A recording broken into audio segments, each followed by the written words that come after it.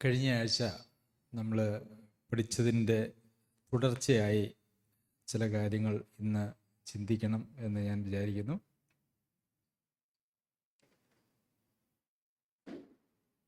നമുക്ക് എല്ലാവർക്കും അറിയാവുന്നതും വചനത്തിൽ രേഖപ്പെടുത്തിയിരിക്കുന്നതുമായിട്ടുള്ള ഒരു കാര്യമുണ്ട്. കർത്താവായ യേശുക്രിസ്തുവിൻ്റെ പ്രത്യക്ഷതയിൽ നമ്മൾ വിശുദ്ധരും നിഷ്കളങ്കരും കുറ്റമില്ലാത്തവരുമായി വെളിപ്പെടണം എന്ന് വചനത്തിൽ രേഖപ്പെടുത്തിയിരിക്കുന്നതായിട്ടുള്ള കാര്യം.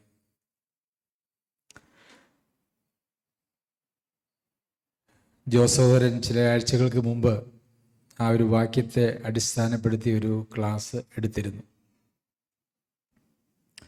എഫെസ്യർക്ക് എഴുതിയ ലേഖനത്തിൽ അവൻ്റെ പ്രത്യക്ഷതയെങ്കിൽ നിങ്ങൾ വിശുദ്ധരും നിഷ്കളങ്കരുമാകേണ്ടതിന് നമ്മൾ വായിക്കുന്നു. എന്നാൽ കൊലോസ്യർക്ക് എഴുതിയ ലേഖനത്തിൽ വിശുദ്ധരും നിഷ്കളങ്കരും കുറ്റമില്ലാത്തവരുമായി വെളിപ്പെടേണ്ടതിന് എന്ന് വായിക്കുന്നു. അപ്പോൾ കർത്താവ് ഇന്ന് വന്നാൽ, അടുത്ത നിമിഷം വന്നാൽ എന്താണ് നമ്മുടെ അവസ്ഥ? വിശുദ്ധരും നിഷ്കളങ്കരും കുറ്റമില്ലാത്തവരും ആണോ? ആണോ? ആണോ? അല്ല. അപ്പം പിന്നെ എങ്ങനെയാണ് കർത്താവിൻ്റെ വരവെങ്കിൽ? ഇനി കർത്താവ് ഇന്നല്ല, ഒരു 5 വർഷം കഴിഞ്ഞിട്ട് വരുന്നു എന്ന് വിചാരിച്ചോളൂ. അന്നേരത്തേക്കും നമ്മൾ അങ്ങനെ ഒരു അവസ്ഥയിലേക്ക് ആകുമോ? ആകുമോ? ആകും. അച്ചു പറയുന്നത് ആകുമെന്നാണ്. വചനം പറയുന്നത് നീതിമാൻ ആരുമില്ല, ഒരുത്തൻ പോലുമില്ല എന്നാണ്. സ്വർഗത്തിന് ഒരു പാപിയെ ഉൾക്കൊള്ളാൻ പറ്റുമോ? പറ്റുമോ? സ്വർഗത്തിലേക്ക് ഒരു പാപിക്ക് പ്രവേശനമുണ്ടോ? ഇപ്പം ആകെപ്പാടെ ഒരു കൺഫ്യൂഷനായി അല്ലേ? ഇല്ലേ? ഇങ്ങനെ അങ്ങോട്ട് മുമ്പോട്ട് പോയാൽ വിശുദ്ധനും കുറ്റമില്ലാത്തവരും നിഷ്കളങ്കരുമായിട്ട് തീരാനുള്ള സാധ്യത ഇല്ല എന്ന് നമ്മുടെ ഉള്ളിൽ ഒരു ചിന്തയുണ്ട്. പൊതുവിൽ പാപിക്ക് സ്വർഗത്തിലേക്ക് പ്രവേശനമില്ല എന്നുള്ളതൊരു യാഥാർത്ഥ്യമാണ്. കർത്താവായ യേശുക്രിസ്തുവിൻ്റെ വിശുദ്ധിയിൽ കുറഞ്ഞതായിട്ടുള്ള യാതൊന്നിനും സ്വർഗത്തിൽ പ്രവേശനമില്ല. നീതിമാൻ ആരുമില്ല, ഒരുത്തൻ പോലുമില്ല. അപ്പൊ ഇതെല്ലാം കൂടെ എങ്ങനെയാ ശരിയാവുന്നത്? അജി സഹോദരി ചിരിക്കുന്നുണ്ട്. എന്തോ പ്രശ്നമുണ്ട്, എന്തോ ഒരു പന്തികേട് നമ്മളുടെ അണ്ടർസ്റ്റാൻഡിങ്ങിൽ, നമ്മുടെ കാഴ്ചപ്പാടിൽ ഉണ്ട് എന്നുള്ളത് വ്യക്തമായി. അപ്പോൾ പിന്നെ എങ്ങനെയാണ് കർത്താവായ യേശുക്രിസ്തുവിൻ്റെ പ്രത്യക്ഷതയെങ്കിൽ നമ്മളെല്ലാവരും വിശുദ്ധരും നിഷ്കളങ്കരും കുറ്റമില്ലാത്തവരുമായിട്ട് വെളിപ്പെടുവാനായിട്ട് പോകുന്നത്? കഴിഞ്ഞ ആഴ്ച നമ്മുടെ നീതീകരണത്തെക്കുറിച്ച് അല്പമായിട്ട് ചിന്തിച്ചു. നീതീകരണം എന്ന് പറയുന്നതായിട്ടുള്ള വിഷയം അതങ്ങനെ തന്നെയല്ല. എന്നാൽ നീതീകരണത്തെക്കുറിച്ച് ചില കാര്യങ്ങൾ നമ്മൾ പറഞ്ഞു പോവുകയുണ്ടായി. ഈ ലോകത്തിലെ ജീവിതം എന്ന് പറയുന്നത് പഴയ നിയമകാലത്തും പുതിയ നിയമകാലത്തും വിശ്വാസത്താലുള്ള ജീവിതമാണ്. എൻ്റെ നീതിമാൻ വിശ്വാസത്താൽ ജീവിക്കും. പിന്നെ നമ്മൾ ലേഖനങ്ങളിലൊക്കെ വായിക്കുമ്പോൾ ദൈവം നീതീകരിക്കുന്നതിനെ കുറിച്ച് നമുക്ക് ധാരാളം വേദഭാഗങ്ങൾ നമുക്ക് കാണുവാനായിട്ട് സാധിക്കും. റോമർക്ക് എഴുതിയ ലേഖനം 3-ാം അധ്യായം, 4-ാം അധ്യായം, 5-ാം അധ്യായം, 8-ാം അധ്യായം, ഇങ്ങനെ ഒത്തിരി അധ്യായങ്ങളിൽ അതിനെക്കുറിച്ച് പറയുന്നുണ്ട്. 3-ാമത്തെ അധ്യായത്തിൽ അതിൻ്റെ 21 മുതലുള്ള വാക്യങ്ങൾ വായിച്ചാൽ, ഇപ്പോഴോ ദൈവത്തിൻ്റെ നീതി വിശ്വസിക്കുന്ന എല്ലാവർക്കും യേശുക്രിസ്തുവിലെ വിശ്വാസത്താലുള്ള ദൈവനീതി തന്നെ ന്യായപ്രമാണം കൂടാതെ വെളിപ്പെട്ടു വന്നിരിക്കുന്നു. അപ്പോൾ ഒരു നീതി വെളിപ്പെട്ടു വന്നിരിക്കുകയാണ്. എന്താണ് നീതിയുടെ പ്രത്യേകത? അത് ദൈവത്തിൻ്റെ നീതിയാണ്. നമുക്കറിയാം മനുഷ്യൻ്റെതായിട്ടുള്ള നീതിയുണ്ട്. നീതിമാൻ ആരുമില്ല, ഒരുത്തൻ പോലുമില്ല എന്ന റോമർക്ക് എഴുതിയ ലേഖനം 3-ാം അധ്യായത്തിൽ നാം വായിക്കുമ്പോൾ കൊർന്നേലിയോസിനെ കുറിച്ച് പുതിയ നിയമത്തിലും ഇയ്യോബിനെ കുറിച്ച് പഴയ നിയമത്തിലും ഒക്കെ അവർ നീതിമാന്മാരായിരുന്നു എന്ന് നമ്മൾ കാണുന്നുണ്ട്. അപ്പം ലോകത്തിൻ്റെ ദൃഷ്ടിയിലുള്ള, മനുഷ്യരുടെ ദൃഷ്ടിയിലുള്ള ഒരു നീതിയുണ്ട്. എന്നാൽ ദൈവത്തിൻ്റെ ദൃഷ്ടിയിലുള്ളതായിട്ടുള്ള ദൈവത്തിൻ്റെ ഒരു നീതിയുണ്ട്. ഈ ദൈവത്തിൻ്റെ നീതിയെക്കുറിച്ച് പറയുമ്പോഴാണ് നീതിമാൻ ആരുമില്ല, ഒരുത്തൻ പോലുമില്ല എന്ന് വചനത്തിൽ പറഞ്ഞിരിക്കുന്നത്. അപ്പോൾ ഈ ദൈവത്തിൻ്റെ നീതി മനുഷ്യന് ബാധകമാക്കുന്ന പ്രക്രിയയാണ് വിശ്വാസം എന്ന് പറയുന്നത്. ഇപ്പോൾ ദൈവത്തിൻ്റെ നീതി വിശ്വസിക്കുന്ന എല്ലാവർക്കും യേശു ക്രിസ്തുവിങ്കലെ വിശ്വാസത്താലുള്ള ദൈവനീതി തന്നെ ന്യായപ്രമാണം കൂടാതെ വെളിപ്പെട്ടു വന്നിരിക്കുന്നു. അപ്പോൾ ന്യായപ്രമാണം മനുഷ്യന് കൊടുത്തു, ന്യായപ്രമാണത്തിൻ്റെ പ്രവൃത്തികൾ ഒക്കെ അനുസരിച്ച് നീതിമാന്മാരായി തീരാമെന്ന് മനുഷ്യന് വിചാരിച്ചുവെങ്കിൽ അത് സാധിച്ചില്ല. ന്യായപ്രമാണത്തിൻ്റെ നീതി മനുഷ്യനെ ശുദ്ധനാക്കുവാൻ പര്യാപ്തമായിരുന്നില്ല. അത് ഒരു ശിശുപാലകനായിട്ട് ഭവിച്ചു എന്നാണ് ന്യായപ്രമാണത്തെക്കുറിച്ച് നാം വായിക്കുന്നത്. അപ്പോൾ വിശ്വാസത്താലുള്ള ഒരു ദൈവത്തിൻ്റെ ദൈവനീതി അല്ലെങ്കിൽ ദൈവിക നീതി വിശ്വാസത്താൽ ക്രിസ്തുയേശുവിലുള്ള വിശ്വസിക്കുന്ന ആളുകൾക്ക് ബാധകമാക്കുന്നതായിട്ടുള്ള പരിപാടിയാണ് ബൈബിളിലെ പുതിയ നിയമത്തിൽ നമുക്ക് വെളിപ്പെടുത്തി കിട്ടിയതായിട്ടുള്ള നീതീകരണം എന്ന് പറയുന്നത്. അതായത് പാപം വഴിയായി മനുഷ്യന് സംഭവിച്ചതായിട്ടുള്ള ദൈവത്തിൽ നിന്നുള്ളൊരു അകൽച്ച, അല്ലെങ്കിൽ മനുഷ്യരെല്ലാവരും മരണത്തിന് മാത്രം അർഹരായിരിക്കുന്ന സമയത്ത് കർത്താവായ യേശുക്രിസ്തു കഴിച്ചതായിട്ടുള്ള പാപത്തിൻ്റെ പാപത്തിന് വേണ്ടിയുള്ള യാഗത്തിൻ്റെ അടിസ്ഥാനത്തിൽ കർത്താവായ യേശുക്രിസ്തുവിൽ വിശ്വസിക്കുന്നവർക്ക് അവരെ നീതിമാന്മാരായിട്ട് ഏകപക്ഷീയമായി പ്രഖ്യാപിക്കുന്നു. അപ്പോൾ വിശ്വാസം അതാണ് മനുഷ്യന്റെ നീതീകരണത്തിന്റെ അടിസ്ഥാനം എന്ന് പറയുന്നത്.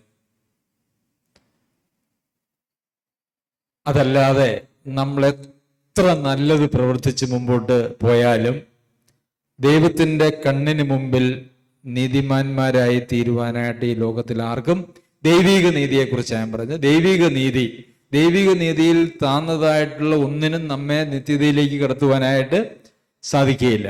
അപ്പോൾ ആ ദൈവിക നീതി നമുക്ക് ദൈവം ലഭ്യമാക്കുകയാണ് കർത്താവായ യേശുക്രിസ്തുവിലുള്ള വിശ്വാസത്താൽ. അപ്പോൾ കർത്താവായ യേശുവിലുള്ള വിശ്വാസം എന്ന് പറയുന്നത് ആണ് ബൈബിളിലെ കേന്ദ്ര വിഷയം, അല്ലെങ്കിൽ ദൈവിക പരിപാടിയുടെ കേന്ദ്ര വിഷയം എന്ന് പറയുന്നത് വിശ്വാസത്താലുള്ള നീതീകരണം. അപ്പോൾ ഈ വിശ്വാസം അതിൻ്റെ പ്രാധാന്യം എന്ന് പറയുന്നത് വളരെ പ്രധാനപ്പെട്ടതാണ്. ഇന്ന് ലോകത്തിലേക്ക് നോക്കിയാൽ ക്രിസ്തീയ സഭകളുടെ ഇടയിൽ തന്നെ ധാരാളം വിശ്വാസങ്ങളുണ്ട്. പല ഓർഗനൈസ്ഡ് ആയിട്ടുള്ള സഭകൾക്കും വിശ്വാസ പ്രമാണങ്ങളുണ്ട്. ഈ വിശ്വസിക്കുന്നതായിട്ടുള്ള ആളുകളെല്ലാം അവർ പോകുന്നതായിട്ടുള്ള വഴികളെല്ലാം വളരെ വ്യത്യാസവുമാണ്.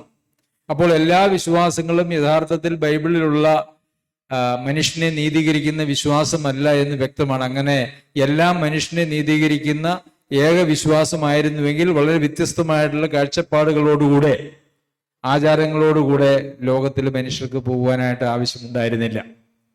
അപ്പോൾ നമ്മുടെ വിശ്വാസത്തെ ഒന്ന് പരിശോധിക്കേണ്ടതിൻ്റെ പ്രാധാന്യം ഇതിൽ നിന്ന് വ്യക്തമാണ് എന്ന് ഞാൻ വിചാരിക്കുന്നത്. മാത്രവുമല്ല, വിശ്വാസത്തെക്കുറിച്ച് പറയുമ്പോൾ 1-ാം നൂറ്റാണ്ടിൽ തന്നെ പൗലോസ് അപ്പോസ്തലൻ താൻ സ്ഥാപിച്ചതായിട്ടുള്ള കൊരിന്ത്യ സഭയ്ക്ക് എഴുതുമ്പോൾ, നിങ്ങൾ വിശ്വാസത്തിൽ തന്നെ ഇരിക്കുന്നുവോ എന്ന് നിങ്ങളെ തന്നെ പരീക്ഷിപ്പിൻ, നിങ്ങളെ തന്നെ ശോധന ചെയ്യുവിൻ എന്ന് പറയുന്നുണ്ട്. എന്നാൽ ഞാൻ വിശ്വാസത്തിലാണോ അല്ലയോ എന്ന് ശോധന ചെയ്യാനായിട്ട് പ്രത്യേകിച്ച് ടെസ്റ്റുകളൊന്നും അവിടെ പറഞ്ഞിട്ടില്ല. നിങ്ങൾ കൊള്ളരുതാത്തവർ അല്ല എന്ന് വരികിൽ ക്രിസ്തു നിങ്ങളിലുണ്ട്. അപ്പൊ കൊള്ളരുതാത്തവരാണോ കൊള്ളാവുന്നവരാണോ എന്നുള്ള ഒരൊറ്റ കാര്യം മാത്രമേ അവിടെ പറയുന്നതായിട്ട് നമുക്ക് കാണുവാനായിട്ട് കഴിയുന്നുള്ളൂ. അതുപോലെ തന്നെ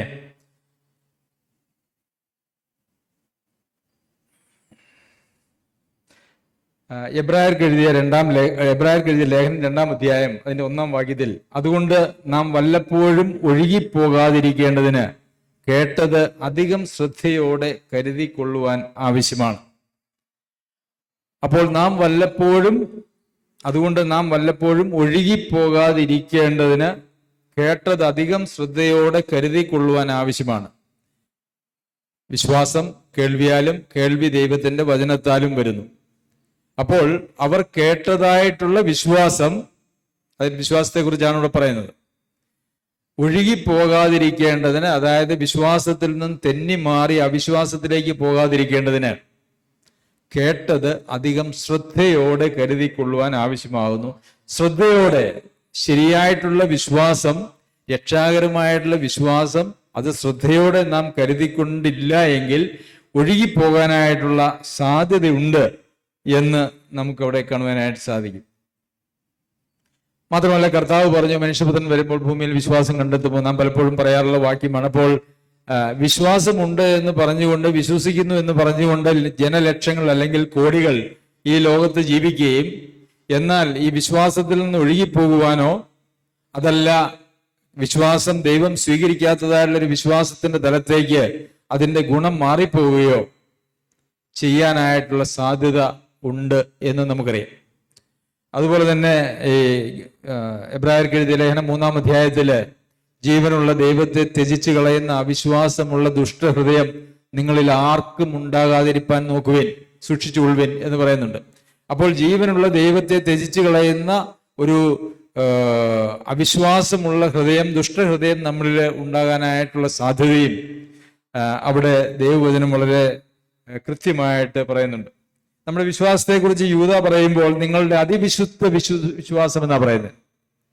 അപ്പോൾ രക്ഷാകരമായ വിശ്വാസം എന്ന് പറയുന്നത്, അതിനെക്കുറിച്ച് വചനം പറയുന്നത്, അത് അതിവിശുദ്ധ വിശ്വാസം. ഒരു പാപിയെ ശുദ്ധീകരിച്ച് ദൈവത്തിന് മക്കളാക്കി തീർത്ത് വീണ്ടും അവനെ ഈ ലോകത്തിൽ നടത്തി ക്രിസ്തുവിന്റെ പ്രത്യക്ഷതയെങ്കിൽ നിഷ്കളങ്കനായി തീർത്ത് നിത്യതയിൽ ദൈവത്തോട് ചേരുന്നതായിട്ടുള്ള ആ വിശ്വാസത്തെ കുറിച്ച് പറയുന്നത്, അത് അതിവിശുദ്ധമായ വിശ്വാസം. വിശ്വാസത്തെക്കുറിച്ച് വിശ്വാസം എന്ന് പറഞ്ഞാൽ പോരെ, അല്ല എങ്കിൽ വിശുദ്ധ വിശ്വാസം എന്ന് പറഞ്ഞാൽ പോരെ, അതുമല്ലെങ്കിൽ എന്നാൽ അതിന് പകരം ഇവിടെ പറഞ്ഞിരിക്കുന്നത് അതിവിശുദ്ധ വിശ്വാസം. രണ്ട് വിശേഷണങ്ങളാണ് വിശ്വാസത്തിന് ഇവിടെ കൊടുത്തിരിക്കുന്നത്, നമുക്ക് കാണുവാനായിട്ട് കഴിയുന്നത്. അതുപോലെ തന്നെ ഫിലിപ്പിയർക്ക് ലേഖനം എഴുതുമ്പോൾ പൗലോസ് അപ്പോസ്തലൻ, എന്നാൽ നിങ്ങളുടെ വിശ്വാസം എന്ന യാഗമർപ്പിക്കുന്ന ശുശ്രൂഷയിൽ എന്റെ രക്തം ഒഴിക്കേണ്ടി വന്നാലും ഞാൻ സന്തോഷിക്കും, നിങ്ങളോട് എല്ലാവരോടും കൂടി സന്തോഷിക്കും. അപ്പോൾ വിശ്വാസം എന്ന യാഗമർപ്പിക്കുന്ന ശുശ്രൂഷയിൽ, അപ്പൊ നമ്മള് യാഗത്തെക്കുറിച്ചൊക്കെ നമ്മൾ പലപ്പോഴും ചിന്തിച്ചിട്ടുണ്ട്. പഴയ നിയമകാലത്ത് യാഗങ്ങൾ ഉണ്ടായിരുന്നു. പുതിയ നിയമത്തിലെ യാഗങ്ങളെ കുറിച്ച് പറയുമ്പോൾ നമ്മുടെ ശരീരങ്ങളെ യാഗമായി സമർപ്പിക്കുന്നതിനെ കുറിച്ച് പറയുന്നതിന് അങ്ങനെയൊക്കെ ഉണ്ട്. എന്നാൽ ഇങ്ങനെ മറ്റൊരു യാഗവും കൂടെയുണ്ട്, നിങ്ങളുടെ വിശ്വാസം എന്ന യാഗം. അതായത് രക്ഷാകരമായ വിശ്വാസം എന്ന് പറയുന്നത് ഒരു യാഗം അർപ്പിക്കുന്നതിനോട് അല്ലെങ്കിൽ യാഗമായി തീരുന്നതിനോട് തുല്യമായ ഒരു കാര്യമാണ്. നമുക്ക് നമ്മുടെ വിശ്വാസത്തെക്കുറിച്ചോ അല്ലെങ്കിൽ മനുഷ്യനെ രക്ഷിക്കുന്നതായിട്ടുള്ള ആ സുവിശേഷത്തിലുള്ള വിശ്വാസത്തെക്കുറിച്ചോ അത് ഒരാൾ യാഗമായി തീരുന്നതാണ് എന്ന് ഒരു ബോധ്യം നമുക്ക് വന്നിട്ടുണ്ടോ? അങ്ങനെയുണ്ടോ? അങ്ങനെ നമ്മൾ ചിന്തിക്കുന്നുണ്ടോ?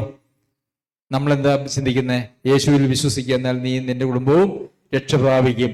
അപ്പോൾ ആ വിശ്വസിക്കുക എന്ന് പറയുന്ന വിശ്വാസത്തിന്റെ ആഴവും നീളവും ഉയരവും അല്ലെങ്കിൽ അതിന്റെ വ്യാപ്തി എന്ന് പറയുന്നത് നമ്മുടെ മാനുഷിക ചിന്തകൾക്ക് അതീതമായി ദൈവാത്മാവ് നമ്മിൽ വെളിപ്പെടുത്തി തരുന്നതായിട്ടുള്ള ആഴമേറിയ ഒരു കാര്യമാണ്. അപ്പോൾ അതുകൊണ്ട് അങ്ങനെ ഒരു വിശ്വാസം മാത്രമേ മനുഷ്യനെ രക്ഷിക്കുകയുള്ളൂ. അങ്ങനെ ഒരു വിശ്വാസം മാത്രമേ കർത്താവിന്റെ പ്രത്യക്ഷതയിൽ അവനെ വിശുദ്ധരും നിഷ്കളങ്കരും കുറ്റമില്ലാത്തവരുമായിട്ട് നിർത്തുവാനും ഇടയാകുകയുള്ളൂ. അപ്പൊ നമ്മുടെ വിശ്വാസത്തെ പൗലോസ് അപ്പോസ്തലൻ പറഞ്ഞിട്ടുമുണ്ട്. അപ്പോൾ ഒന്ന് പരിശോധിക്കണം എന്ന് ഞാൻ ആഗ്രഹിക്കുകയാണ്. വിശ്വാസത്തെ ഒന്ന് പരിശോധിക്കണം. വേണോ? നമ്മുടെ വിശ്വാസം നിർവ്യാജമായിട്ടുള്ള വിശ്വാസമല്ല എങ്കിൽ, രക്ഷാകരമായിട്ടുള്ള വിശ്വാസമല്ല എങ്കിൽ, നമ്മളെ രൂപാന്തരപ്പെടുത്തുന്നതായിട്ടുള്ള വിശ്വാസമല്ല എങ്കിൽ, ദൈവത്തിന്റെ നീതി, ദൈവനീതി നമ്മളുടെ പേരിൽ കണക്കെടുക്കത്തക്ക ഗൗരവമുള്ള ഒരു വിശ്വാസമല്ല എങ്കിൽ ആ വിശ്വാസം കൊണ്ട് യാതൊരു പ്രയോജനവും ഉണ്ടാകുകയില്ല എന്നുള്ളതാണ് ഒരു യാഥാർത്ഥ്യം. ശരി, ബൈബിളിൽ എങ്ങനെ 1, 2, 3, 4 എന്ന് പറഞ്ഞുകൊണ്ട് വിശ്വാസത്തെ ടെസ്റ്റ് ചെയ്യാനായിട്ടുള്ള വഴികളൊന്നും പറഞ്ഞു തന്നിട്ടില്ല. എന്നാൽ വചനത്തിലെ പ്രമാണങ്ങൾ ഉൾക്കൊണ്ടുകൊണ്ട് നമുക്ക് ചില കാര്യങ്ങൾ ചിന്തിക്കാം.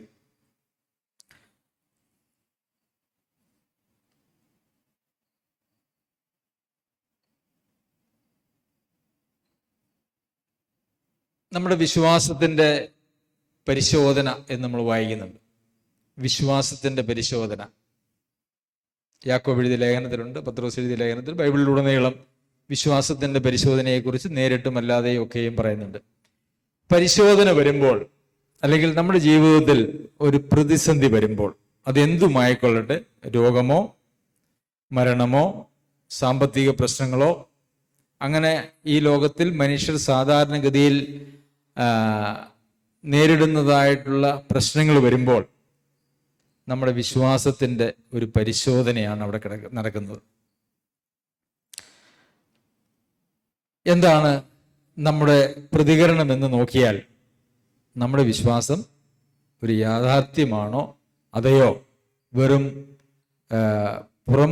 പുറംപൂച്ച് എന്ന് പറയില്ലേ, പുറംപൂച്ച്, അല്ലെങ്കിൽ ഉള്ളിൽ കാമ്പില്ലാതെ നമ്മളൊക്കെ ഈ കാണിക്കാനായിട്ട് മേശപ്പുറത്തൊക്കെ ഈ വാഴപ്പഴവും ഓറഞ്ചും ആപ്പിളും ഒക്കെ ഇങ്ങനെ മെഴുകുകൊണ്ടുണ്ടാക്കിയത് പ്രദർശിപ്പിക്കാറുണ്ട്. അതുപോലെ അതെടുത്ത് നമുക്ക് ആർക്കും കണ്ടാൽ അത് നമുക്ക് തിന്നാൻ തോന്നും, അത് ഒറിജിനലാണെന്ന് തോന്നും. എന്നാൽ അത് എടുത്തു കഴിയുമ്പോൾ അതിന് കനവുമില്ല, അത് തിന്നാനായിട്ട് സാധിക്കുകയുമില്ല എന്ന് പറഞ്ഞതുപോലെ വിശ്വാസത്തിൻ്റെ പേര് മാത്രമുണ്ടായി, വിശ്വാസി എന്നുള്ള ഒരു പേര് സ്വയം പ്രഖ്യാപിച്ചുകൊണ്ട് അതിൻ്റെതായിട്ടുള്ള യാതൊരു ഗുണവുമില്ലാതെ ഉള്ള ഒരു ജീവിതമാണോ നമ്മുടെ ജീവിതം എന്ന് അറിയുന്നത് നമ്മൾ വിവിധ പരീക്ഷകളിലൂടെ കടന്നു പോകുമ്പോഴാണ്.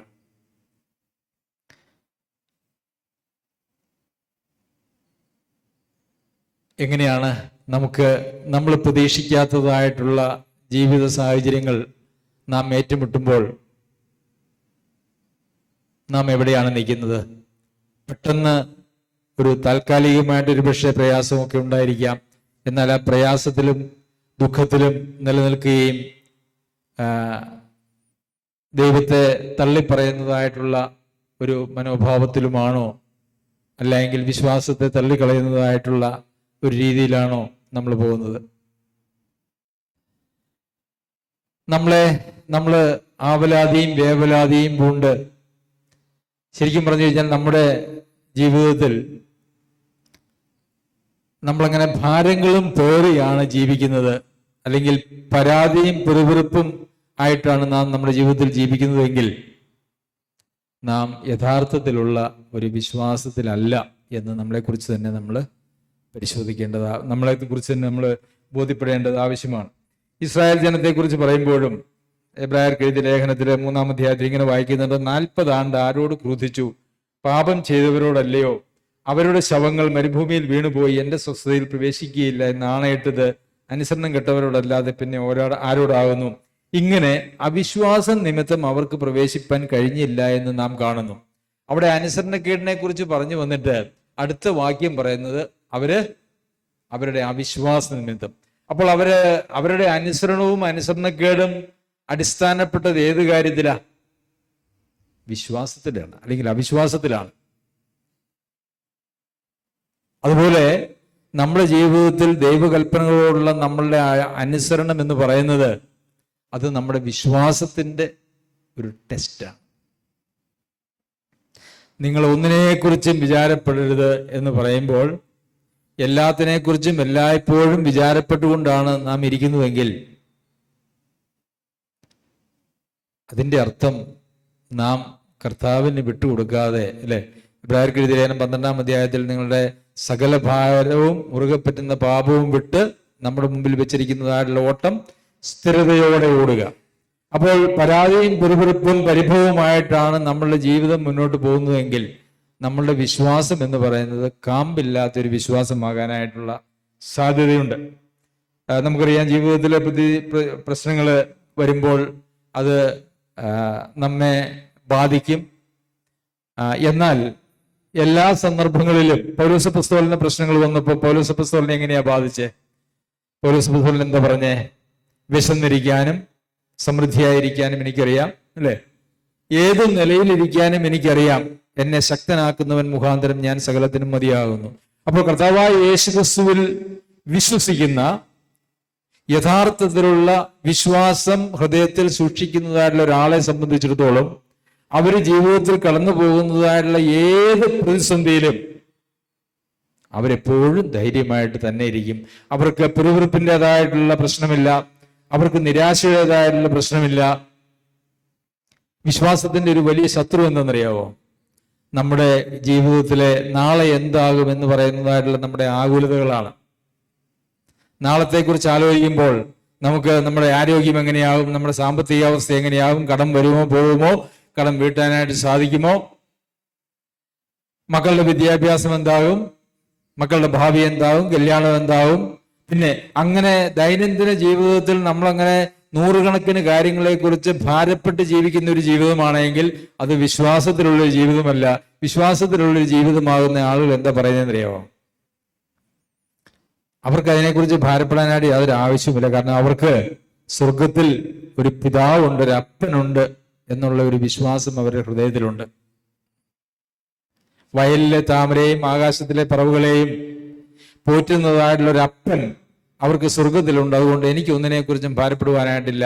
അവര് രാജ്യവും നീതിയും അന്വേഷിക്കുക, ദൈവത്തിന്റെ രാജ്യവും നീതിയും അന്വേഷിക്കുക. ദൈവരാജ്യം എന്ന് പറയുന്ന ഭക്ഷണവും പാനീയവുമല്ല, നീതിയും സമാധാനവും പരിശുദ്ധാത്മാവിൽ സന്തോഷവുമാണ്. അതിന്റെ പിന്നാലെ പോകും. ദൈവത്തിന്റെ രാജ്യത്തിന്റെ പിന്നാലെ, നീതിയുടെയും സമാധാനത്തിന്റെയും പരിശുദ്ധാത്മാവിന്റെയും സന്തോഷത്തിന്റെയും പിന്നാലെ അവർ പോകും. അവര് ഭാരങ്ങളൊന്നുമായിട്ട് അവര് മുമ്പോട്ട് പോവുകയില്ല. അപ്പോൾ നമ്മുടെ ജീവിതം ഒരു ആകുലതകൾ നിറഞ്ഞ് സമാധാനമില്ലാത്ത, സ്വസ്ഥതയില്ലാത്ത ഒരു ജീവിതമാണെങ്കിൽ നമ്മുടെ വിശ്വാസത്തിൽ എവിടെയോ ഒരു പെശകുണ്ട്. നമ്മുടെ വിശ്വാസം എന്ന് പറഞ്ഞാൽ എന്താ? നമ്മൾ കഴിഞ്ഞ ക്ലാസ്സിൽ പറഞ്ഞു അല്ലേ, ആശിക്കുന്നതിന്റെ ഉറപ്പും കാണാത്ത കാര്യങ്ങളുടെ നിശ്ചയവുമാണ്. അപ്പോൾ നമ്മുടെ വിശ്വാസം അധിഷ്ഠിതമായിരിക്കുന്നത് ഈ ലോകത്തിലെ കാര്യങ്ങളെ കുറിച്ചാണെങ്കിൽ അത് ബൈബിളിൽ പറഞ്ഞിരിക്കുന്നതായുള്ള വിശ്വാസമല്ല. ബൈബിളിൽ പറഞ്ഞിരിക്കുന്നതായുള്ള വിശ്വാസം അത് കാണാത്ത കാര്യങ്ങളാണ്, കാണാൻ പറ്റാത്ത കാര്യങ്ങളാണ്, അത് വരുവാനുള്ള കാര്യങ്ങളാണ്. അപ്പോൾ നാം ഇവിടുത്തെ നമ്മുടെ ദൈനംദിന പ്രശ്നങ്ങളെ കുറിച്ചാണെങ്കിൽ അതൊക്കെ കാണുന്നതാണ്, അല്ലേ? നമുക്ക് ഇവിടെ നമ്മുടെ മുൻപിൽ കാണാവുന്നതായിട്ടുള്ള കാര്യങ്ങളാണ് നമ്മുടെ ജീവിതത്തിൽ നമ്മുടെ മുമ്പിലുള്ളതെല്ലാം. എന്നാൽ വിശ്വാസം, രക്ഷാകരമായിട്ടുള്ള വിശ്വാസം, ദൈവത്തിന്റെ നീതി, ദൈവിക നീതി നമ്മളുടെ മേൽ കണക്കിടുവാനായിട്ട് കാരണമാകുന്നതായിട്ടുള്ള ആ നീതിക്ക് അടിസ്ഥാനമായിട്ടുള്ള വിശ്വാസം എന്ന് പറയുന്നത് ഇവിടെയുള്ള എനിക്ക് മാർക്ക് കിട്ടുവോ, ജോലി കിട്ടുവോ, ശമ്പളം കിട്ടുവോ, പ്രൊമോഷൻ കിട്ടുവോ, രോഗം സൗഖ്യമാകുവോ, അല്ലെങ്കിൽ അങ്ങനെയുള്ളതായിട്ടുള്ള യാതൊരു വിഷയങ്ങളും ഈ വിശ്വാസവുമായിട്ടുള്ള ബന്ധപ്പെട്ട വിഷയങ്ങളല്ല. പക്ഷേ ഇന്ന് നമ്മൾ വിശ്വാസത്തെ കൊണ്ട് കെട്ടിയിരിക്കുന്നത് എവിടെയാണെന്നറിയാമോ? ഇങ്ങനെയുള്ള ഭൗതിക കാര്യങ്ങളെ കുറിച്ചാ. സഹോദര, സഹോദരി, നിന്റെ പ്രശ്നങ്ങൾ മാറുമെന്ന് നീ വിശ്വസിക്കുന്നുവോ? നീ വിശ്വസിക്കുക, സംശയിക്കാതെ വിശ്വസിക്കുക. എന്തിനെ കുറിച്ചാ? എല്ലാം ഭൗതികമായിട്ടുള്ള കാര്യങ്ങളെ കുറിച്ചാ. അപ്പോൾ വിശ്വാസത്തെ അതിന്റെ യഥാർത്ഥമായിട്ടുള്ള തലത്തിൽ നിന്നും എടുത്ത് നമ്മളുടെ ഭൗതിക പ്രശ്നങ്ങൾ പരിഹരിക്കുന്നതിനുള്ള, നമ്മുടെ ആകുലതകൾ പരിഹരിക്കുന്നതിനുള്ള ഒരു മുഖാന്തരമായിട്ട്, നമ്മുടെ ജടികമായിട്ടുള്ള മോഹങ്ങൾ, അല്ലേ? ഒരു കാറ് കിട്ടും, അല്ലെങ്കിൽ 10 ലക്ഷം രൂപയുടെ 20 ലക്ഷം രൂപയുടെ കാറ് കിട്ടും എന്ന് വിശ്വസിക്കുക, 2 നില വീട് പണിയുമെന്ന് വിശ്വസിക്കുക. ഇതൊക്കെയാണ് ആളുകൾ ഇന്ന് വിശ്വാസം എന്ന് പറയുമ്പോൾ ആളുകളുടെ മനസ്സിലേക്ക് വരുന്നത്. എന്നാൽ വിശ്വാസം, യഥാർത്ഥത്തിലുള്ള വിശ്വാസം അതും ഇതുമായിട്ട് യാതൊരു ബന്ധവുമില്ല എന്നുള്ളതാണ് ശരി. അപ്പോൾ വിശ്വാസത്തിന്റെ ഒരു തെളിവ്, ഒരു ടെസ്റ്റ് എന്ന് പറയുന്നത് നമ്മൾ സ്വസ്ഥതയിലാണോ ജീവിക്കുന്നത്? എന്ത് പ്രതിസന്ധി വന്നാലും, പ്രതിസന്ധി വരുമ്പോൾ നമുക്ക് 2 രീതിയിൽ പോകാനായിട്ട് കഴിയും. ഒന്നുകിൽ മത്സരിച്ച് പിറുപിറുത്ത് ഇസ്രായേൽ ജനം പോയതുപോലെ അവിശ്വാസത്തിൽ നമുക്ക് പോകാം. അതല്ലെങ്കിൽ നിരാശനായി പ്രതീക്ഷ നഷ്ടപ്പെട്ട് അങ്ങനെ വേറൊരു രീതിയിലും പോകാനായിട്ടുള്ള സാധ്യതയുണ്ട്. ഈ 2 രീതിയിലും പോകാതെ എൻ്റെ കർത്താവ് എനിക്ക് തുണ, ഞാൻ ഭയപ്പെടുകയില്ല. എൻ്റെ പിതാവ്, ജാതികളാണ് അവരുടെ ദൈനംദിന ആവശ്യത്തെക്കുറിച്ചൊക്കെ അവർ ഭാരപ്പെട്ടുകൊണ്ട് ജീവിക്കുന്നത്. നമ്മൾ ജാതികളല്ല, ജാതികൾക്ക് പിതാവില്ല. നമുക്ക് സ്വർഗത്തിലൊരു പിതാവുണ്ട്. ആ പിതാവ് നമുക്ക് വേണ്ടി എല്ലാം നടത്തി തരുമെന്ന് നമുക്ക് വിശ്വസിക്കാൻ സാധിക്കുന്നുവെങ്കിൽ നമ്മളുടെ വിശ്വാസം യഥാർത്ഥമായിട്ടുള്ളൊരു വിശ്വാസമാണ്. അസ്വസ്ഥത നാം അനുഭവിക്കുന്നുവെങ്കിൽ നമ്മുടെ വിശ്വാസം സ്വസ്ഥമായിട്ട് ശരിയായിട്ടുള്ളൊരു വിശ്വാസമാണ് എന്ന് നമുക്ക് മനസ്സിലാക്കുവാനായിട്ട് സാധിക്കും. പിന്നെ മറ്റൊരു ടെസ്റ്റ് നമുക്ക് കാണുവാനായിട്ട് കഴിയുന്ന റോമർക്ക് എഴുതിയ ലേഖനം 8-ാം അധ്യായത്തിന്റെ 22 മുതലുള്ള വാക്യങ്ങളിൽ സർവ്വസൃഷ്ടിയും ഇന്നുവരെ ഒരുപോലെ ഞരങ്ങി ഈറ്റുനോവോടിരിക്കുന്നു എന്ന് നാം അറിയുന്നുവല്ലോ. ആത്മാവെന്ന ആദ്യദാനം ലഭിച്ചിരിക്കുന്ന നാമും നമ്മുടെ ശരീരത്തിന്റെ വീണ്ടെടുപ്പായ പുത്രത്വത്തിന് കാത്തുകൊണ്ട് ഉള്ളിൽ ഞരങ്ങുന്നു. പ്രത്യാശയാലല്ലോ നാം രക്ഷിക്കപ്പെട്ടിരിക്കുന്നത്. കാണുന്ന പ്രത്യാശയോ പ്രത്യാശയല്ല, ഒരുത്തൻ കാണുന്നതിനായി ഇനി പ്രത്യാശിക്കുന്നത് എന്തിന്? ഇപ്പൊ ഇവിടെ നമ്മൾ കാണുന്നത് ആത്മാവെന്ന ആദ്യദാനം ലഭിച്ചിരിക്കുന്ന നാമും നമ്മുടെ ശരീരത്തിന്റെ വീണ്ടെടുപ്പായ പുത്രത്വത്തിന് കാത്തുകൊണ്ട് ഉള്ളിൽ ഞരങ്ങുന്നു. നമ്മുടെ ശരീരത്തിന്റെ വീണ്ടെടുപ്പ് അങ്ങനെ കർത്താവിനോട് ചേർന്ന് കർത്താവിനോട് ചേർന്ന് നാം നിത്യതയിലായിരിക്കുന്നതിനെ കുറിച്ച് ഒരു വലിയ ആകാംക്ഷ അല്ലെ ഞരങ്ങുന്നു. അപ്പൊ നമ്മുടെ ഈ ലോകത്തിലെ ജീവിതത്തില് നമ്മൾ ദിനംതോറും നമ്മളുടെ ഉള്ളിൽ ഒരു ഞരക്കമുണ്ടാകുക. എന്താണ്? എൻ്റെ ശരീരത്തിന്റെ വീണ്ടെടുപ്പിന് വേണ്ടിയിട്ട് എൻ്റെ താതൻ എന്ന് വരും, എന്ന് നീ വരും, എന്നെ ചേർക്കും. നമുക്കറിയാം നമ്മുടെ ശരീരത്തില് നന്മ വസിക്കാത്ത വീണുപോകാവുന്ന പാപത്തിൽ വീണുപോകാൻ സാധ്യതയുള്ളതായ ഒരു ശരീരമാണ് നമ്മുടെ ശരീരം. നാം ഈ ലോകത്തിൽ ജീവിക്കുന്നിടത്തോളം കാലം നാം ഈ ശരീരം കൊണ്ട് പാപം ചെയ്ത് ദൈവത്തെ ദുഃഖിപ്പിക്കുവാനായിട്ടുള്ള എല്ലാ സാധ്യതകളും എല്ലാ ദിവസവും ഉണ്ട്. അതുകൊണ്ട് ദൈവത്തിൽ വിശ്വസിച്ചിരിക്കുന്ന, അതായത് ദൈവത്തിന്റെ നീതി നമ്മളുടെ മേൽ കണക്കിടുവാനായിട്ട് പര്യാപ്തമായ ആ വിശ്വാസമുള്ള ഒരാള് അവരെന്താ ആഗ്രഹിക്കാന്നറിയോ? കർത്താവേ, എൻ്റെ ഈ ശരീരം, ഇതില് നന്മയൊന്നുമില്ല, ഇത് പാപത്തോട് താല്പര്യമുള്ള ഒരു ശരീരമാണ്. എന്നാൽ എൻ്റെ ഈ ശരീരത്തിന്റെ ഒരു വീണ്ടെടുപ്പിന് വേണ്ടി ഒരു സമയമുണ്ട്. ആ വീണ്ടെടുപ്പിനായിട്ടുള്ള ഞരക്കം, കർത്താവിനോട് ചേരുന്ന ആ ദിവസത്തിന് വേണ്ടിയിട്ടുള്ള ഒരു ഞരക്കം, ഒരു ആകാംക്ഷ. എന്തെങ്കിലും കിട്ടിയില്ല എന്നുള്ള പെറുപെറുപ്പല്ല, മറിച്ച് ഈ പാപകരമായ ശരീരത്തിലും ഈ ലോകത്തിൽ നിന്നും എൻ്റെ കർത്താവ് എന്നെ വീണ്ടെടുത്ത് എന്നെ തേജസ്കരിച്ച തേജസ്സിലേക്ക് നടത്തുമെന്നുള്ളതായിട്ടുള്ള അതിനുവേണ്ടിയുള്ള ഒരു ഞരക്കം. പക്ഷെ നമുക്ക് അങ്ങനെ ഒരു ഞരക്കമുണ്ടെങ്കിൽ, അങ്ങനെ ഒരു പ്രത്യാശയാലാണ്, അങ്ങനെയല്ലേ? പ്രത്യാശയാലാണ് നിങ്ങൾ രക്ഷിക്കപ്പെട്ടിരിക്കുന്നത്. കാണുന്ന പ്രത്യാശയല്ല, കാണുന്നതിനായിട്ട് ഇങ്ങനെ എന്തിനു പ്രത്യാശിക്കുന്നു? അവിടെയും കാണാത്ത കാര്യങ്ങളെ കുറിച്ചുള്ള പ്രത്യാശ, നമ്മുടെ ശരീരത്തിന്റെ വീണ്ടെടുപ്പ്, ഭാവിയിൽ സംഭവിക്കാൻ പോകുന്നതായിട്ടുള്ളൊരു കാര്യം, അതിനു വേണ്ടിയിട്ട് ഒരുക്കപ്പെട്ട ഹൃദയമുള്ള ആളുകളാണ് നാമെങ്കിൽ നമ്മളുടെ വിശ്വാസം കാമ്പുള്ളതാണ്. ഇതിന്റെ മറുവശം എന്താ? എനിക്ക് ഈ ലോകത്തിൽ കുറെ കാലം കൂടെ ജീവിക്കണം, ഈ ലോകത്തിന്റെ സുഖങ്ങളും ഇവിടുത്തെ മോഹങ്ങളും ഒക്കെ ആസ്വദിച്ച് നിവൃത്തിയില്ലാതെ വന്നാൽ പരമാവധി ഇവിടെ ജീവിച്ച് ആസ്വദിച്ച് അവസാനം നിവൃത്തിയില്ലാതെ വന്നാൽ കർത്താവിന്റെ അടുക്കിലേക്ക് പോകും. പ്രിയമുള്ളവരെ, കർത്താവ് എത്രയും പെട്ടെന്ന് വരണം എന്ന് ആഗ്രഹിക്കുന്ന ആരെങ്കിലും ഉണ്ടോ? അത് ഈ ലോകത്തിലെ കഷ്ടങ്ങളുടെ അടിസ്ഥാനത്തിലല്ല, കർത്താവിനോടുള്ള സ്നേഹത്തിന്റെ അടിസ്ഥാനത്തിൽ, എൻ്റെ നാഥനെ കാണാനായിട്ടുള്ള ആ ആകാംക്ഷയുടെ അടിസ്ഥാനത്തിൽ കർത്താവിന്റെ വരവിന് വേണ്ടി നോക്കിയിരിക്കുന്നതായിട്ടുള്ള ഒരു വിശ്വാസം നമ്മളിലുണ്ടോ? അത് ശരിയായ വിശ്വാസമാണ്. ഒരാൾ കൈപൊക്കി, ചാടി കൈപൊക്കി. ശരത്ത് കഴിഞ്ഞ ആഴ്ചയും ശരത്ത് കൈപൊക്കിയിരുന്നു, വേറെ ആർക്കും കൈപൊക്കാനായിട്ട് ധൈര്യമില്ല. നമുക്ക് ഒത്തിരി ആഗ്രഹങ്ങൾ നമ്മൾ ഈ ലോകത്തിൽ അവശേഷിപ്പിച്ചിട്ടുണ്ട് അല്ലേ? നമ്മളെക്കുറിച്ച്, നമ്മുടെ മക്കളെക്കുറിച്ച്, നമ്മുടെ ജോലിയെക്കുറിച്ച്, പ്രൊമോഷനെ കുറിച്ച്, വീടിനെ കുറിച്ച്, കാറിനെ കുറിച്ച്, അങ്ങനെ ഒത്തിരി മോഹങ്ങൾ ഈ ലോകത്തിൽ അവശേഷിപ്പിച്ചിട്ട് ഒത്തിരി പ്ലാനുകളൊക്കെ ആയിട്ട്, ഈ ലോകത്തിലെ പ്ലാനുകളൊക്കെ ആയിട്ടാണ് നമ്മളിവിടെ ജീവിക്കുന്നത്. അതല്ലാതെ കർത്താവിന്റെ വരവിന് വേണ്ടിയോ, അല്ലെങ്കിൽ ഈ പാപകരമായിട്ടുള്ള ശരീരത്തിൽ നിന്ന് ഒരു വിടുതൽ എനിക്ക് ലഭിച്ചിട്ട് പാപമില്ലാത്ത, ദോഷം ചെയ്യാത്ത, തേജസ്കരിക്കപ്പെട്ടതായിട്ടുള്ള ഒരു ശരീരത്തിനുടമയായി കർത്താവിനോട് കൂടി ഇരിക്കാനുള്ള ആഗ്രഹം നമ്മളിൽ ഇല്ല എങ്കിൽ നമ്മളുടെ വിശ്വാസത്തെ ഒന്ന് നമ്മൾ പരിശോധിക്കണം. അത് ദൈവിക നീതി നമ്മുടെ മേൽ കണക്കിടുവാനായിട്ട് പര്യാപ്തമായ വിശ്വാസമല്ല. ശരി, സമയം മുമ്പോട്ട് പോയിക്കൊണ്ടിരിക്കുകയാണ്. മറ്റൊരു ടെസ്റ്റ് എന്ന് പറയുന്നത് പാപത്തോടുള്ള നമ്മുടെ മനോഭാവം എന്നുള്ളതാണ്. നമ്മുടെ വിശ്വാസം ഒരു യാഥാർത്ഥ്യമാണ് എങ്കിൽ പാപത്തെ നമ്മൾ വെറുക്കും.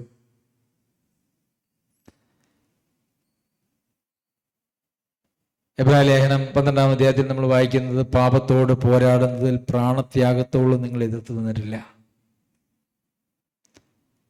പാപത്തെ താലോലിക്കുന്ന, അല്ലെങ്കിൽ ആർക്ക് ഒക്കെ നന്നായി ജീവിക്കാൻ പറ്റും, ആരാ അങ്ങനെ ജീവിക്കുന്നേ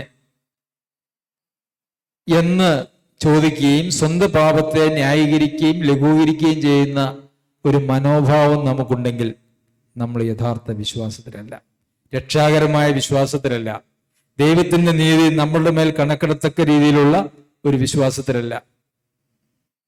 പാപത്തെ ദൈവം കാണുന്നത് പോലെ കർത്താവ് നമ്മിൽ വസിക്കുമ്പോൾ നമ്മൾ ജീവിക്കുന്നില്ല, കർത്താവാണ് നമ്മൾ ജീവിക്കുന്നത്. അപ്പോൾ നാം പാപത്തെ കാണുന്നത് എങ്ങനെയാണെന്ന് ചോദിച്ചാൽ, നമ്മിൽ വസിക്കുന്നതായിട്ടുള്ള കർത്താവ് പാപത്തെ കാണുന്നത് പോലെയാണ് ആയിരിക്കണം.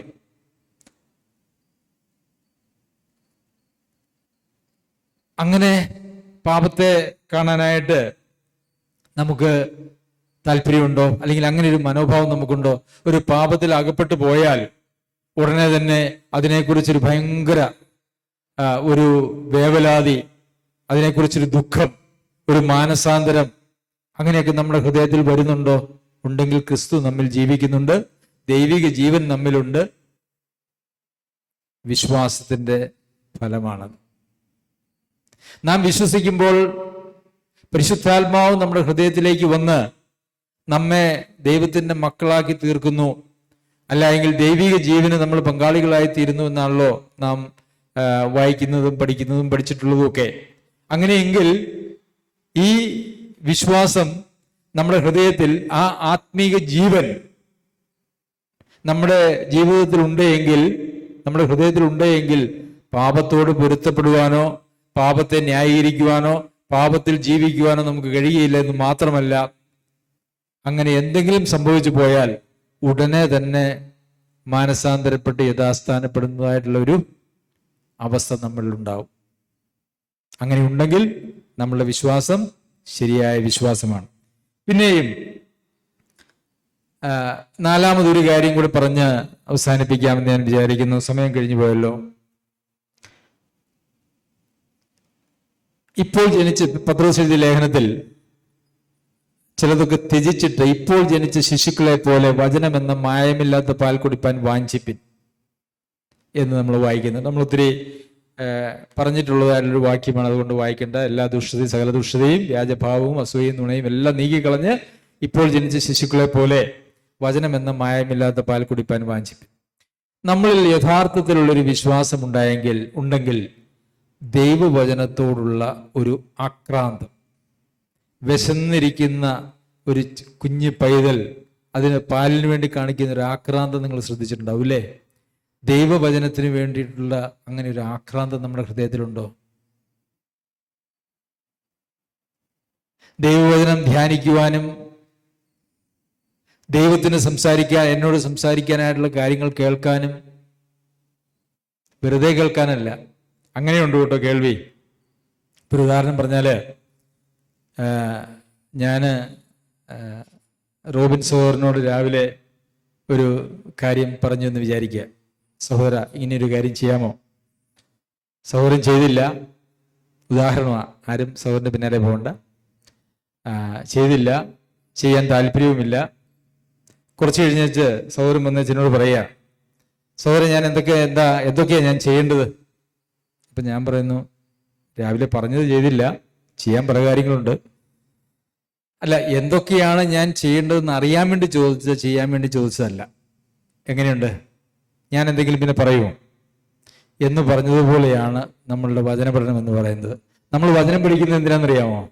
ദൈവത്തിന് എന്തിനൊക്കെ എന്നോട് പറയാനുണ്ടോ എന്ന് കേൾക്കണം. പക്ഷെ അനുസരിക്കാൻ യാതൊരു വക താല്പര്യമില്ല. ദൈവം ഒരിക്കലും സംസാരിക്കില്ല. നമ്മുടെ ബുദ്ധിയോട് കുറച്ച് പറയും. അത് ചെറുപ്പക്കാർക്കാണെങ്കിൽ കുറച്ചൊക്കെ ബുദ്ധിയിൽ നിൽക്കും. പ്രായമായവർക്കാണെങ്കിൽ ആ ബുദ്ധിയിൽ നിന്ന് പോലും അത് ഉടനെ തന്നെ പോകും. അതല്ലാതെ നമ്മുടെ ആത്മാവോട് ദൈവാത്മാവ് സംസാരിക്കുകയില്ല. കാരണം നമ്മൾ ദൈവവചനം വായിക്കുന്നതും പഠിക്കുന്നതും കേൾക്കുന്നതും ഒക്കെ അറിവ് സമ്പാദിക്കാനോ ഒക്കെ വേണ്ടിയിട്ടാണ്. അതുപോലെ തന്നെ പ്രാർത്ഥന എന്ന് പറയുന്നത്, ഞാൻ പറയുന്നത് പ്രാർത്ഥന എന്ന് പറയുമ്പോൾ രാവിലെ എഴുന്നേറ്റുള്ള പ്രാർത്ഥന, കിടക്കാൻ നേരത്തുള്ള പ്രാർത്ഥനയെ കുറിച്ചല്ല, ഏതെങ്കിലും ഭവനങ്ങളിലൊക്കെ പോയിട്ട് തിരിച്ചു വരുമ്പോൾ അവിടെ പ്രാർത്ഥിക്കുന്ന പ്രാർത്ഥനയെ കുറിച്ചല്ല. അതിനൊക്കെ ഞാൻ പേര് പറയും ആചാര പ്രാർത്ഥന എന്ന്. അതല്ലാതെ ദൈവവുമായിട്ടുള്ള, നാം ജോലി ചെയ്യുമ്പോഴും നടക്കുമ്പോഴും വണ്ടി ഓടിക്കുമ്പോഴും ഒക്കെ നാം ദൈവവുമായിട്ടുള്ള കൂട്ടായ്മയിൽ, ദൈവത്തോടുള്ള സംസർഗത്തിൽ നാം ഇരിക്കുന്നുവെങ്കിൽ നാം വിശ്വാസത്തിലാണ്. കർത്താവായ യേശുക്രിസ്തുവിൽ വിശ്വാസമർപ്പിച്ച ഒരാൾക്ക് ആ കർത്താവിനോട് സംഭാഷിക്കാനും കർത്താവിൽ നിന്ന് കേൾക്കാനും താല്പര്യമില്ല എന്ന് വന്നാൽ ആ വിശ്വാസം വ്യാജമാണ്. അത് രക്ഷാകരമായുള്ളൊരു വിശ്വാസമല്ല. ഞാൻ പലരെയും ശ്രദ്ധിച്ചിട്ടുണ്ട്. നമുക്ക് തന്നെ ആഴ്ചയിൽ എല്ലാ ദിവസവും മീറ്റിംഗ്, ഓൺലൈൻ മീറ്റിംഗ് ഉണ്ടല്ലോ. 2 ദിവസം അതിൽ പ്രയറാണ്. പ്രയറുള്ള ദിവസം ആളുകൾ ഇന്ന് പ്രയറാണ്, ഇന്ന് കയറിയില്ലേലും കുഴപ്പമില്ല, ഇന്ന് പ്രയറാണ്. വചനപഠനമുള്ള ദിവസം കേൾക്കും, കയറും. പ്രയറുള്ള ദിവസം ഇല്ല. അതൊരു കോൺട്രഡിക്ഷനാണ്. അതൊരിക്കലും വരിക എന്ന് പറയുന്നത് അസാധ്യമാണ്. അങ്ങനെ ഞാൻ ആരെയും അങ്ങനെ നോക്കി പറഞ്ഞതൊന്നുമല്ല കേട്ടോ. തങ്ക സിസ്റ്റർ ഇരുന്ന് ചിരിക്കുന്നുണ്ട്. വെള്ളിയാഴ്ച പ്രേയറിന് കയറിയില്ല, ഉറങ്ങിപ്പോയതാന്ന് പറഞ്ഞു. ഇന്നലെ കയറി, അത് അവരെ ഉദ്ദേശിച്ച് പറഞ്ഞതൊന്നുമല്ല.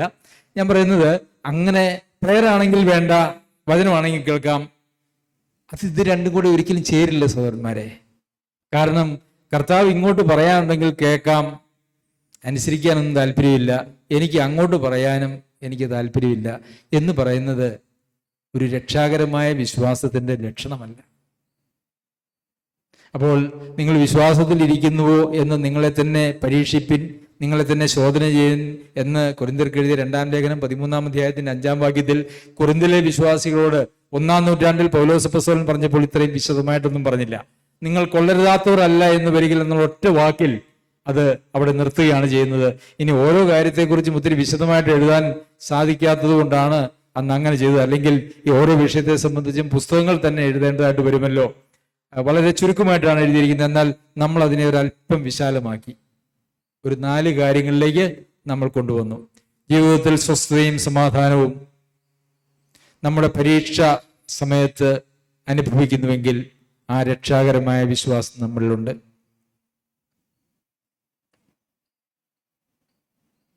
നമ്മുടെ മോഹങ്ങളൊന്നും ഈ ലോകത്തിലല്ല, നമ്മുടെ മോഹങ്ങളെല്ലാം വരുവാനുള്ള ലോകത്തിൽ, നിത്യതയിലാണ്. ആ നിത്യതയിലേക്ക് പോകുവാനായിട്ടുള്ള ആ ഞരക്കത്തിലാണ് നമ്മളുടെ ഓരോ ദിവസവുമെങ്കിൽ ആ വിശ്വാസം നീതീകരണത്തിന് യോഗ്യമായിട്ടുള്ള വിശ്വാസമാണ്. പാപത്തെക്കുറിച്ചൊരു വെറുപ്പും അവജ്ഞയും, അഥവാ പാപത്തിൽ വീണുപോയാൽ ന്യായീകരിക്കാതെ മാനസാന്തരപ്പെട്ട് യഥാസ്ഥാനപ്പെടാനായിട്ടുള്ള ഒരു തിടുക്കം ഉള്ളയാളാണെങ്കിൽ വിശ്വാസം അവരിലുണ്ട്. ദൈവത്തോടുള്ള കൂട്ടായ്മയിൽ പരസ്പര അങ്ങോട്ടും ഇങ്ങോട്ടുമുള്ള ആ സംസാരം, വചന വായനയിലൂടെയും അതുപോലെ തന്നെ പ്രാർത്ഥനയിലൂടെയും അങ്ങനെ ഒരു ബന്ധം ദൈവവുമായിട്ട് ലൈവായിട്ടുള്ളൊരു ബന്ധമുണ്ടെങ്കിൽ ആ വിശ്വാസം ശരിയായ വിശ്വാസമാണ്. പ്രിയമുള്ളവരെ, നമ്മുടെ വിശ്വാസത്തെ നമുക്ക് പരിശോധിക്കേണ്ടത് ആവശ്യമാണ്.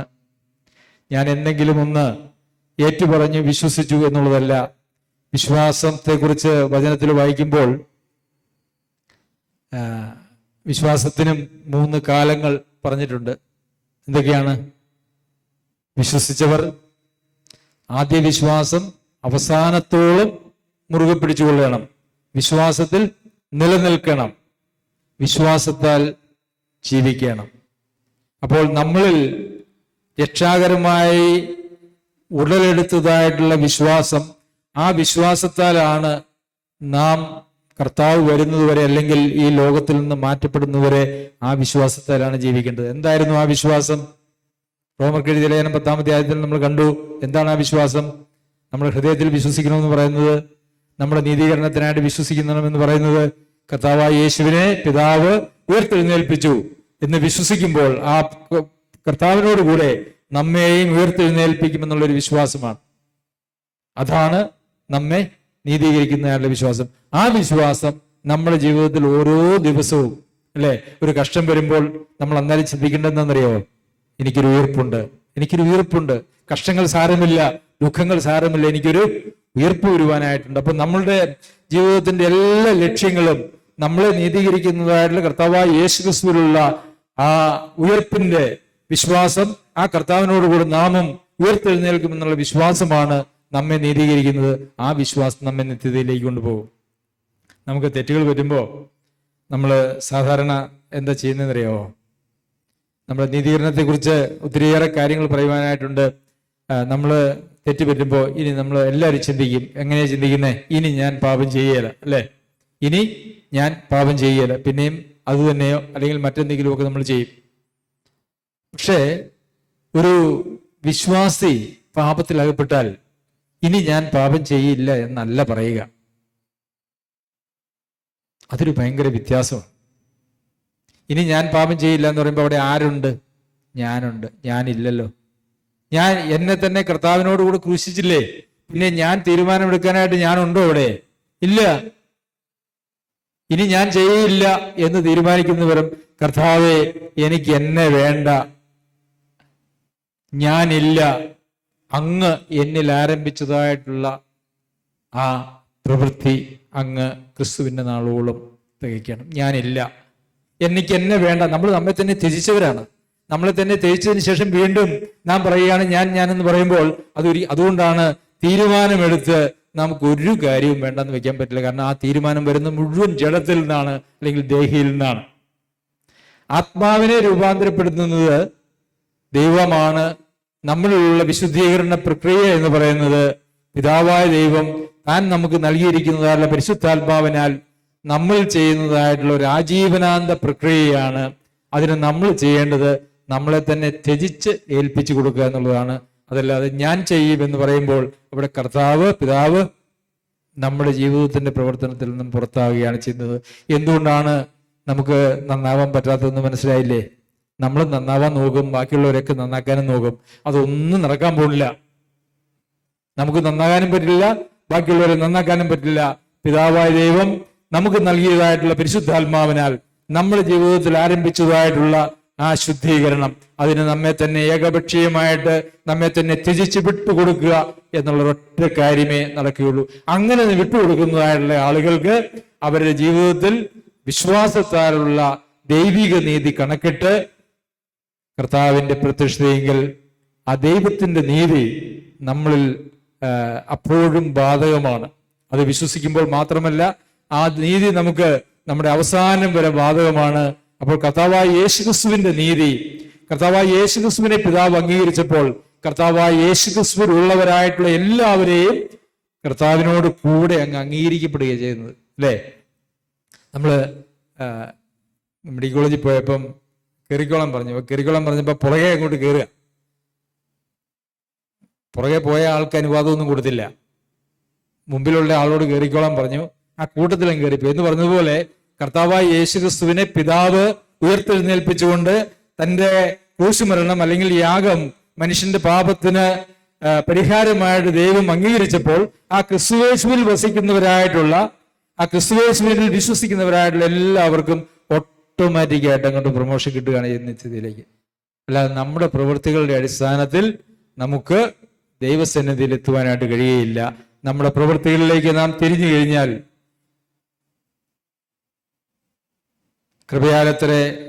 കൃപയാലല്ലോ വിശ്വാസം മൂലം നിങ്ങൾ രക്ഷിക്കപ്പെട്ടിരിക്കുന്നത്.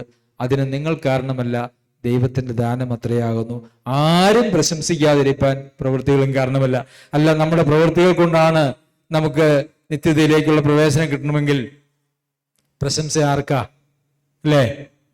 ഞാൻ ഏറെ അധ്വാനിച്ചു, ഏറെ നല്ല കാര്യങ്ങളൊക്കെ ചെയ്തു, ഞാൻ എല്ലാ പാപത്തിന്റെ മേലും വിജയം വരിച്ചു, അങ്ങനെ എനിക്ക് സ്വർഗത്തിലേക്ക് പ്രവേശനം കിട്ടി. പ്രശംസ ആർക്കാ? നമുക്കാണ്. എന്നാൽ ഒരു മനുഷ്യനും ഒരു ജഡവും പ്രശംസിക്കാതിരിക്കുവാനായിട്ട്, ആരും പ്രശംസിക്കാതിരിക്കുവാനായിട്ട് വിശ്വാസത്താലുള്ള നീതീകരണവും രക്ഷയും കർത്താവായ യേശുക്രിസ്തു വെച്ചിരിക്കുന്നത്, ദൈവം വെച്ചിരിക്കുന്നത് ഈ കാരണത്താലാണ്. നമുക്കറിയാം, ലോകത്തിലുള്ള ഒത്തിരി ആളുകൾ ഏതെല്ലാം സാഹചര്യങ്ങളിലാണ് തെരുവിൽ ജനിച്ച് തെരുവിൽ വളരുന്നതായിട്ടുള്ള ആളുകളുണ്ട്. നല്ല അച്ചടക്കമുള്ള കുടുംബത്തിൽ വളരുന്നതായിട്ടുള്ള ആളുകളുണ്ട്. അങ്ങനെ നല്ല വിദ്യാഭ്യാസമുള്ള സ്ഥലത്തും വിദ്യാഭ്യാസം ഇല്ലാത്തതായിട്ടുള്ള വിവിധ മതങ്ങളിലും കാടുകളിലും വളരുന്നതായിട്ടുള്ള ആളുകളുണ്ട്. ഇവരെ എല്ലാം പ്രവൃത്തികളാലാണ് ദൈവം ന്യായം വിധിക്കാൻ പോകുന്നതെങ്കിൽ, അവരെ രക്ഷിക്കാൻ പോകുന്നതെങ്കിൽ ഇവർക്ക് എല്ലാവർക്കും ഒരേ സ്കെയിൽ വെക്കാനായിട്ട് പറ്റില്ല. അല്ലേ? പറ്റുമോ? അത് അനീതിയായി പോവും, മുഖപക്ഷമായി പോവും. അതുകൊണ്ടാണ് ദൈവം രക്ഷയ്ക്ക്, നിത്യതയ്ക്ക്, നിത്യജീവന് ഒരൊറ്റ കാര്യമേ വെച്ചിട്ടുള്ള വിശ്വാസം. അത് ആർക്കും സാധിക്കും. വിശ്വാസത്താലുള്ള നീതീകരണവും വിശ്വാസത്താലുള്ള രക്ഷയും. അങ്ങനെ നമ്മുടെ വിശ്വാസം കറക്റ്റ് ആണ് എങ്കിൽ അതിൻ്റെ വഴിയായി പ്രവൃത്തികൾ നന്നായി വരും. വിശ്വാസം കറക്റ്റ് അല്ലാതെ പ്രവൃത്തികൾ ശരിയാക്കാൻ നമ്മൾ എത്ര പ്രസംഗിച്ചാലും നമ്മൾ എത്ര ശ്രമിച്ചാലും അത് ഒരു കാലത്തും നടക്കുകയില്ല. ഈ പ്രസംഗങ്ങളെല്ലാം കേട്ടിട്ട് ആളുകൾ നന്നാവാത്തതിന് കാരണം എന്താണെന്നറിയാവോ? അതിന്റെ അടിസ്ഥാനപരമായിട്ടുള്ള കാരണം എന്ന് പറയുന്നത് അവരുടെ വിശ്വാസം തെറ്റായതുകൊണ്ടാണ്. വിശ്വാസം യഥാർത്ഥത്തിലുള്ള രക്ഷാകരമായ വിശ്വാസമല്ല അവർക്കുള്ളത്. അവരെന്തൊക്കെയോ ആരൊക്കെയോ പറഞ്ഞു, എന്തൊക്കെയോ വിശ്വസിച്ചു. അവർക്ക് തന്നെയും എന്താണ് അവർ